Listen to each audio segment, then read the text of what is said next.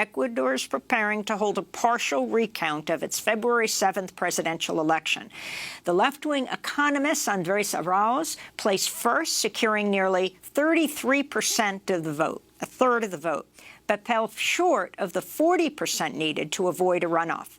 Arauz has pledged to end austerity measures imposed by Ecuador's right-wing President Lenín Moreno, who did not seek re-election. It remains unclear who Arauz will face in a runoff election on April 11th. Guillermo Lasso is currently in second place with 19.74% of the vote. Lasso is a right-wing banker running for president for the third time. And indigenous candidate Yaku Perez, who ran partly on an anti-extraction platform, has 19.38% of the vote. Well, we're facing a double crisis right now. Basically, one of the pandemic where the government was absolutely negligent regarding its management. We have the highest death toll after Peru in the world. This is a very serious case. Our numbers do not match. The Ecuadorian efforts at fighting the pandemic have been null. There have only been around 4,000 vaccines that have been delivered for a population of 17 million plus. And basically, the public health system has been under the strain of austerity. There have been over 6,000 public servants in the health system that have been fired during the pandemic because of stringent austerity policies that have had a huge impact on Ecuador's population, increasing poverty and inequality.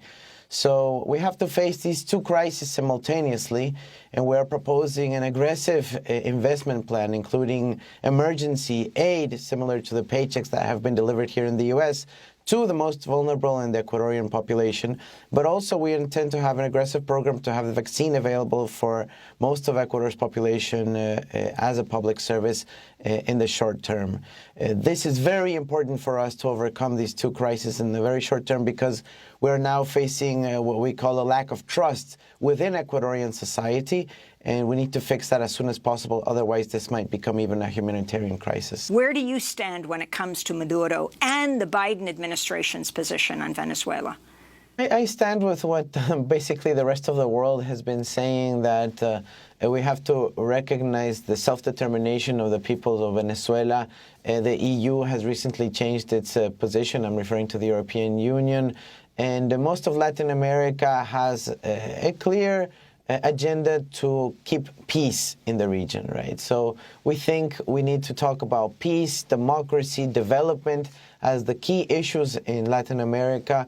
We do not want foreign interference in our region. We do not want war in our region. We need peace, and that should be the main setting stone, the main platform for the conversation about Venezuela or any other country in the region. Now, we believe in regional integration.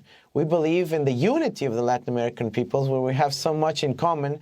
And, when you see a powerful bloc such as the European Union, which are so diverse in terms of languages, the economic sectors, the cultures, and in Latin America, very similar agenda, very similar culture, very similar languages.